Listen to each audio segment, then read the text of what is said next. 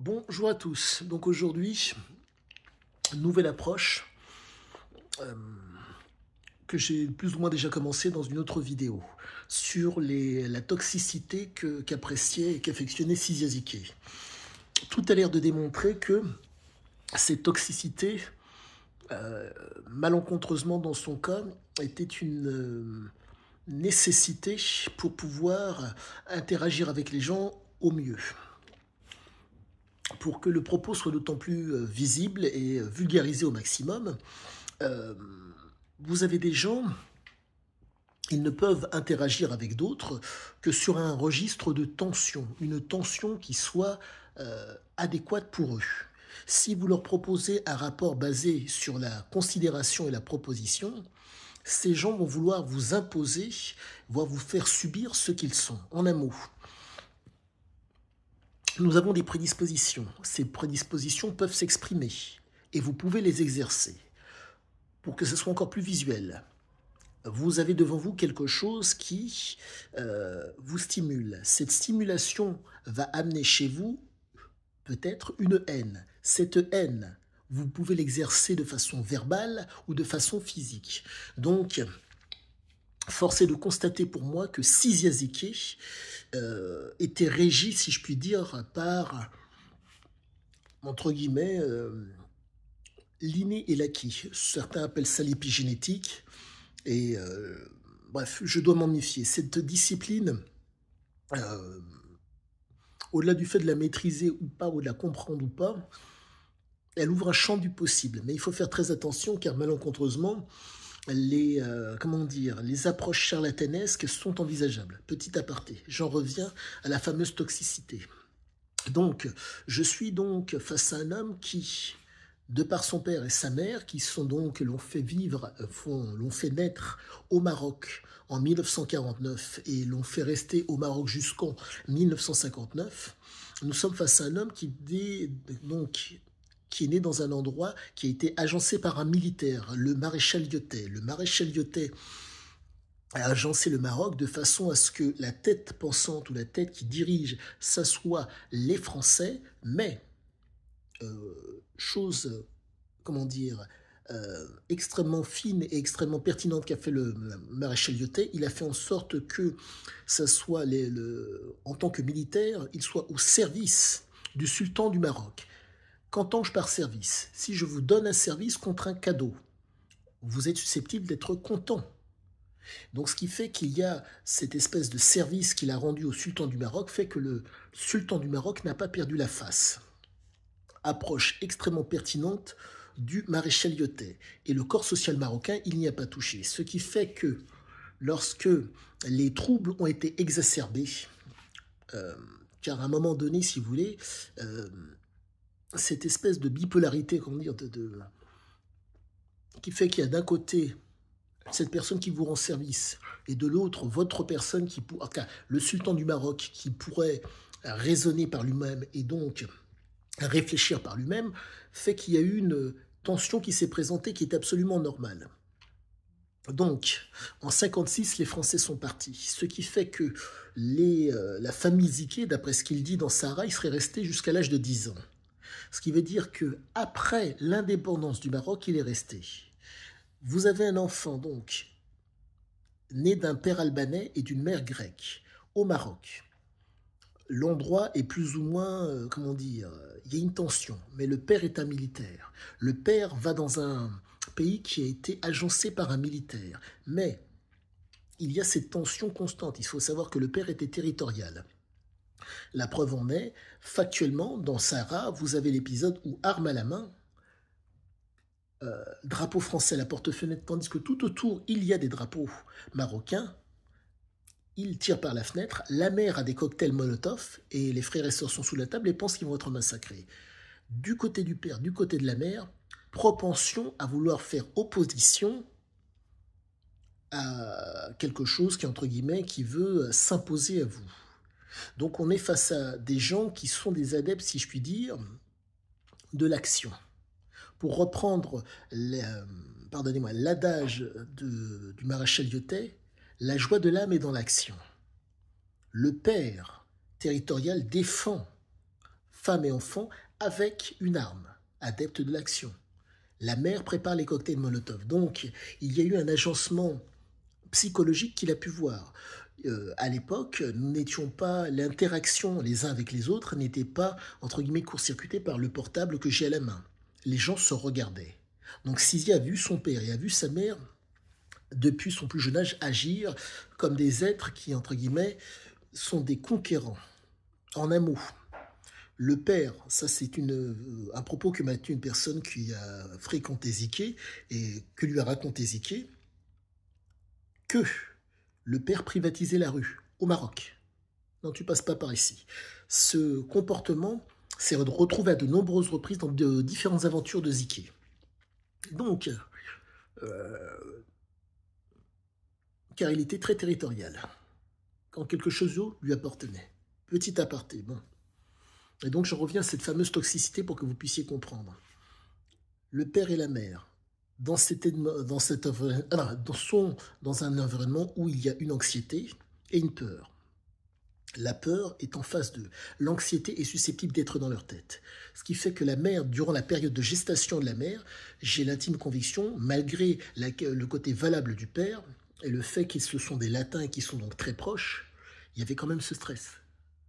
Ce qui fait que le gamin, il naît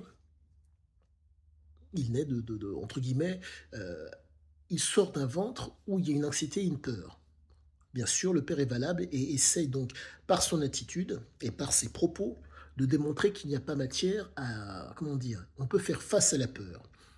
Ce propos, je le tiens donc d'une émission d'Iké où il dit, où Monsieur Philippe Gildas, dans l'émission Nulle part ailleurs, vous cherchez à vous faire peur? Non. Et il dit à Gildas, on peut combattre la peur, on peut la démystifier.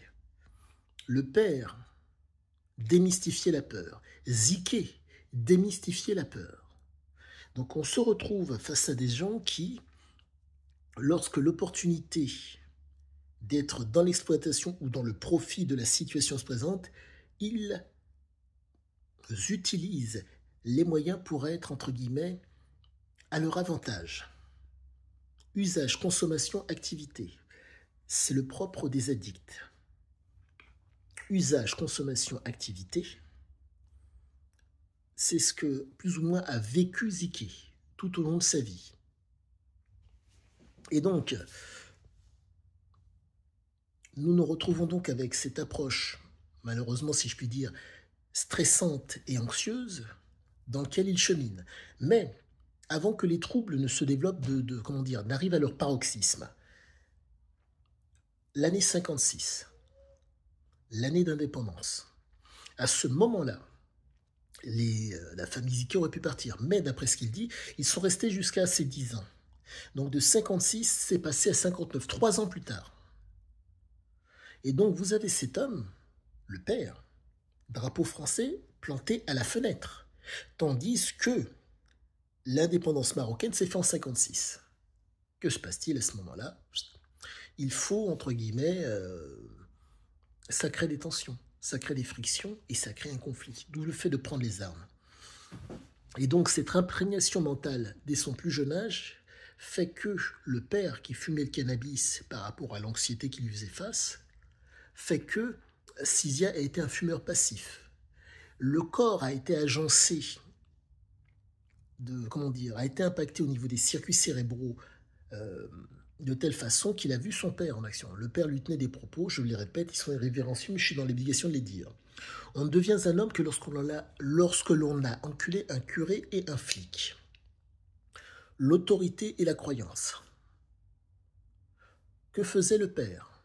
Dans un pays où il y avait des mœurs différentes, il voulait imposer son autorité et imposer son système de croyance. Tu ne passes pas ici,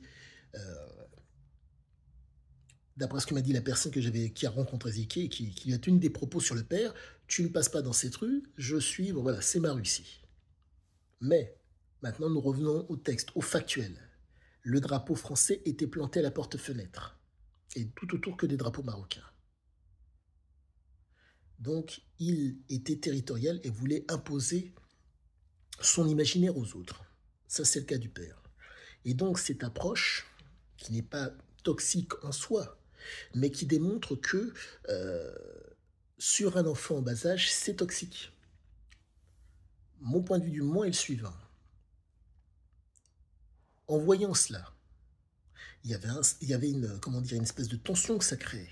Cette espèce de tension s'est répercutée sur le physique.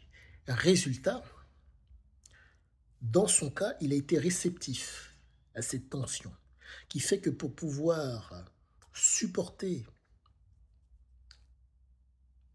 cette tension, le trouble s'est développé chez lui. Les prédispositions sont présentes. Elles ont été stimulées, elles ont été activées. Et à partir de là, le trouble est apparu.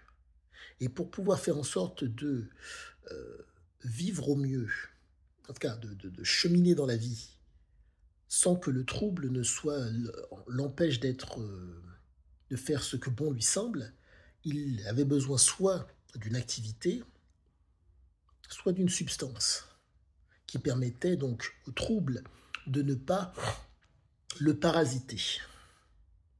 Et donc, malencontreusement pour lui, d'abord il y a eu une démarche d'ordre mental. Dès que j'étais en âge de courir plus vite que mon père, plus personne ne m'a donné d'ordre. Approche mentale. Mettre de la distance entre lui et l'autorité qui était son père. La deuxième approche, ça a été d'ordre, si je puis dire, d'ordre de la consommation. De l'activité, mais aussi de la consommation. La première chose, ça c'est dans Sarah, il s'est lancé dans l'activité, entre guillemets, comme il était jeune, enfin c'est de jeune homme, le seul endroit où il pouvait, entre guillemets, être vigilant et donc de faire en sorte qu'il n'y ait pas d'autorité sur lui, le monde de la nuit. Mais il n'a pas quitté le giron familial pour subir les ordres d'autres personnes. Donc, il quitte le giron familial pour se faire chef de bande. Je mets un bémol, il faut comprendre que nous sommes face à un homme qui est adepte du mensonge, de la manipulation et qui aime induire les gens en erreur. Donc il faut comprendre que nous sommes face à un homme qui expose les faits pour les masquer. En un mot, il vous donne une version. Mais comme vous avez un faciès d'homme viril devant vous, vous êtes susceptible d'y croire. Mais ce n'est pas forcément vrai. Il expose les faits pour les masquer. Donc, petit bémol, car il faut à tout prix, si je puis dire, raison garder face aux mots d'un menteur, manipulateur, qui apprécie d'induire les gens en erreur. Petit aparté. Donc, pour moi, la toxicité ou le besoin de comportement toxique s'explique aussi de par le craving, l'envie irrépressible, qui est absolument normale. Et donc, cette envie irrépressible, qui a été générée plus ou moins par le père, car quand un enfant en bas âge est un fumeur passif et qu'il, en plus, a une imprégnation mentale du type les propos orduriers, vulgaires que tenait le père, fait que vous vous retrouvez donc face à un jeune homme qui, au niveau cérébral, au niveau de l'interprétation, la représentation et la simulation de ce qui lui fait face, est dans un rapport, je ne dirais pas toxique, mais si vous voulez, si vous lui dites ce qu'il a à faire, c'est extrêmement difficile. Le père lui a expliqué, lui a tenu des propos vulgaires et grossiers, ce qui fait qu'à un moment donné, le père ne pouvait plus être l'autorité. Il y a un moment donné où on s'émancipe. Et cette émancipation se faisait lorsque Sisia quittait le giron familial. Et donc quand il revenait, à un moment donné, c'était plus possible. Car vous avez cette espèce de conflit intérieur qui fait que depuis son plus jeune âge, on lui explique de telles choses, et à un moment donné, il fait, bon, c'est plus possible. Donc il lui faut trouver des éléments pour compenser. Quoique pour supporter, pour solutionner le trouble, le père a cherché à diriger. D'où la phrase « Dès que j'étais en âge de courir plus vite que mon père, plus personne ne m'a donné d'ordre ». Donc voilà ce qu'il en est par rapport aujourd'hui à ma compréhension de la toxicité de Sisia Ziki. Sur ce, à bientôt à tous.